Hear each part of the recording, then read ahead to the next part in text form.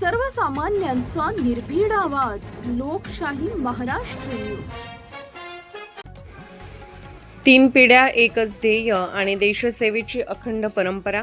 जत तालुक्यातील रामपूर घाडगेवाडी या छोट्याशा गावातून सैन्य दलात सेवा बजावणाऱ्या ठवरे परिवाराची ही अभिमानास्पद कहाणी आहे. वडील स्वतः आणि आता मुलगा अशा 3 पिढ्यांनी देशाच्या संरक्षणासाठी आपले आयुष्य समर्पित केले. या परंपरेतील एक अभिमानास्पद नाव म्हणजे वीर जवान श्री संजय कुमार राजाराम ठवरे. 18 ऑगस्ट 1978 रोजी रामपूर घाडगेवाडी येथे देशसेवेची परंपरा असलेल्या ठवरे परिवारात संजय कुमार यांचा जन्म झाला.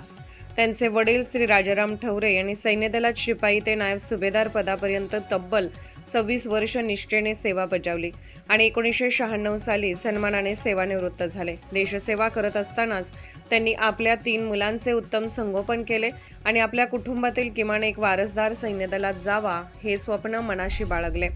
वडिलांची शिस्त आणि देशसेवेची प्रेरणा, मामांकडून मिळालेली कुस्ती व व्यायामाचे धडे आणि आई सौ गीतेश्री यांच्याकडून मिळालेले शिक्षणाचे संस्कार या तिन्ही गोष्टींचा संजय कुमार यांच्या व्यक्तिमत्वावर मोठा प्रभाव पडला. लहानपणापासून सैन्य दलाची आवड असल्याने त्यांनी वडिलांचे स्वप्न आणि स्वतःची आवड यांची सांगड घालत 1996 साली सैन्य दलात शिपाई म्हणून प्रवेश केला. खडतर प्रशिक्षण पूर्ण केल्यानंतर राजस्थानमधील बिकानेर येथून त्यांच्या सैनिकी जीवनाची सुरुवात झाली. त्यानंतर जम्मू काश्मीरमधील कुपवाडा येथे त्यांनी अत्यंत कठीण परिस्थितीत सेवा बजावली.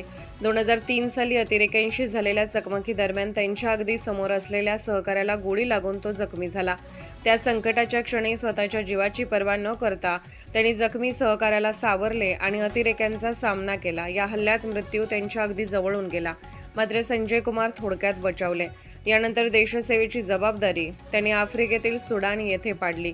शांती सेनेच्या माध्यमातून त्यांनी तेथे निष्ठेने सेवा बजावली. विविध ठिकाणी देशसेवा करत असताना त्यांची सिक्कीम येथे सुभेदार पदावर पदोन्नती झाली. सेवानिवृत्तीच्या अंतिम टप्प्यात 2023 साली सिक्कीममध्ये आलेल्या महापुराने मोठे संकट निर्माण केले. पर्वतांवरील बर्फ वितळल्याने आलेल्या महापुराने सैन्याची वाहने, जवान आणि नागरिक संकटात सापडले.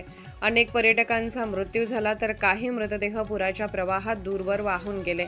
अशा भीषण परिस्थितीतही संजय कुमार यांनी संकटाचा सामना करत देशसेवेबरोबरच अडचणीत सापडलेल्या नागरिकांच्या मदतीसाठी स्वतःला झोकून दिले.